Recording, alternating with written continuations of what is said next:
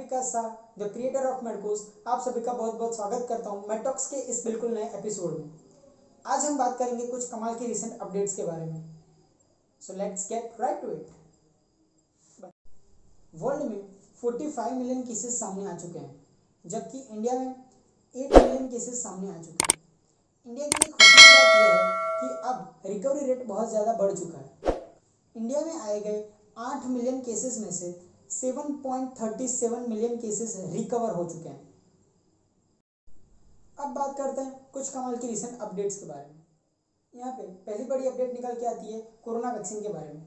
जी हाँ, जिस अपडेट का आपको और मुझे, हम सभी को बहुत बेसब्री से इंतजार था, वो अपडेट निकल के आ चुकी है।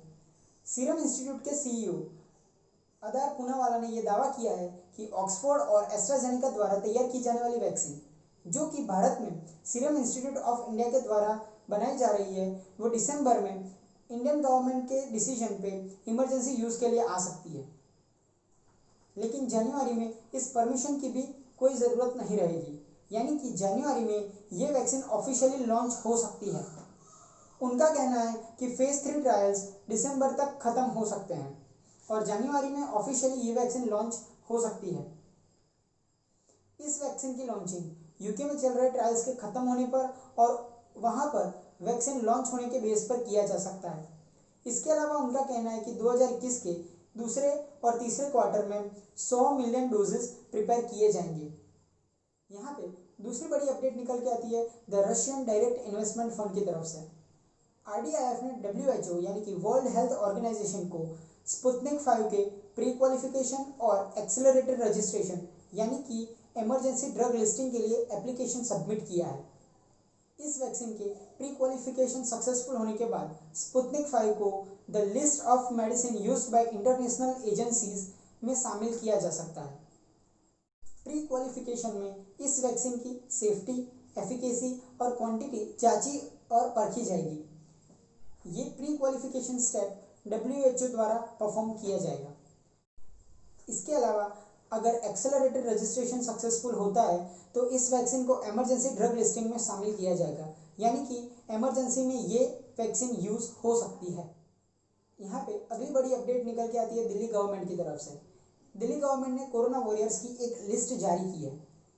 अगर वैक्सीन आती है तो इस लिस्ट के अनुसार इन लोगों को सबसे पहले वैक्सीन दी जाएगी। ये लिस्ट यूनियन हेल्थ मिनिस्ट्री को दिल्ली गवर्नमेंट द्वारा सबमिट की जाएगी। यूनियन हेल्थ मिनिस्ट्री ने सभी राज्य और केंद्र शासित प्रदेश को 31 अक्टूबर 2020 तक वैक्सीन के स्टोरेज और डिस्ट्रीब्यूशन की सारी जानकारी और उसके प्लान सबमिट करने को कहा है। दिल्ली गवर्नमेंट द्वारा जारी की गई इस लिस्ट में हमारे हेल्थ केयर वर्कर्स जैसे कि डॉक्टर, फार्मासिस्ट, नर्सेज, कंपाउंडर्स आदि और दूसरे हमारे फ्रंटलाइन कोरोना वॉरियर्स, इन सभी को शामिल किया गया है। हालांकि अभी तक ये तय नहीं हुआ है कि फेज 1 डिस्ट्रीब्यूशन में किन वॉरियर्स को सबसे पहले वैक्सीन दी जाए। यहाँ पे अगली अपडेट निकल के आती है इली लिली की तरफ से। यूएस गवर्नमेंट ने इली लिली की तरफ से बनाई जाने वाली एंटीबॉडी ड्रग, जो कि हॉस्पिटलाइज्ड पेशेंट पर टेस्टिंग हो रही थी, उस पर रोक लगा दी है। उनका कहना है कि ये ड्रग से हॉस्पिटलाइज्ड पेशेंट पर कोई भी असर नहीं हो रहा है और इससे पेशेंट को कोई भी लाभ नहीं मिल रहा है, इसीलिए ये टेस्टिंग रोक दी गई है। हालांकि दूसरे माइल्ड से मॉडरेट पेशेंट पर इस ड्रग का टेस्टिंग जारी रहेगा। Last month president Donald Trump को ऐसी ही ड्रग इमरजेंसी के बेस पर दी गई थी, जो कि रेगन फार्मास्यूटिकल्स के द्वारा डेवलप की गई थी। अब बढ़ते हैं अगली अपडेट की तरफ। अगली अपडेट है फेस मास्क के बारे में। 3BO इंडिया का पहला ऐसा मास्क है जो CNS टेक्नोलॉजी पर आधारित है। ये मास्क एंटीबैक्टीरियल और एंटीवायरल प्रोटेक्शन प्रोवाइड करता है। ये मास्क ट्रिबो इलेक्ट्रिसिटी पर आधारित है, जो कि CNS साइंटिस्ट द्वारा डेवलप किया गया है। इस मास्क की मैन्युफैक्चरिंग और मार्केटिंग कैमेलिया क्लोथिंग कंपनी द्वारा की जा रही है। इस मास्क में यूज़ की गई ट्रिबो इलेक्ट्रिसिटी की मदद से इलेक्ट्रोस्टैटिक फिल्ट्रेशन क्रिएट होता है, जो कि इलेक्ट्रोस्टैटिक वायरल डीएक्टिवेशन में मदद करता है। अब बात करते हैं कोरोना वायरस की टेस्ट किट्स के बारे में। यहाँ पे पहली किट निकल के आती है जेन बॉडी की तरफ से, जो कि एक एंटीजन किट है। इस किट को हाल ही में Indian council for medical research द्वारा अप्रूवल मिल चुका है। इस किट की स्पेसिफिसिटी 98%, एक्यूरेसी 94% और सेंसिटिविटी 90% है, जो कि इसे इंडिया का मोस्ट एक्यूरेट टेस्ट बनाती है। इस किट के डिस्ट्रीब्यूशन के लिए इस कंपनी ने विशाख डायग्नोस्टिक के साथ पार्टनरशिप की है। ये किट सिर्फ 15 मिनट के अंदर ही पॉजिटिव या नेगेटिव रिजल्ट दे सकती है। विशाख डायग्नोस्टिक का कहना है कि आरटीपीसीआर और इस किट के साथ बहुत अच्छे रिजल्ट पाए जाएंगे। यहाँ पे अगली टेस्ट किट है एलिफास्ट, जो कि सिप्ला फार्मास्यूटिकल्स द्वारा लॉन्च की गई है। ये टेस्ट किट आईसीएमआर और नेशनल इंस्टीट्यूट ऑफ वायरोलॉजी द्वारा अप्रूव की गई है। हालांकि इसकी प्राइस अभी तक तय नहीं की गई है।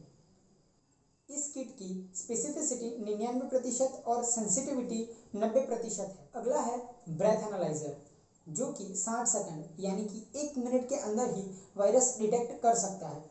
ये ब्रेथ एनालाइजर सिंगापुर की एक कंपनी ब्रेथोनिक्स द्वारा तैयार किया गया है।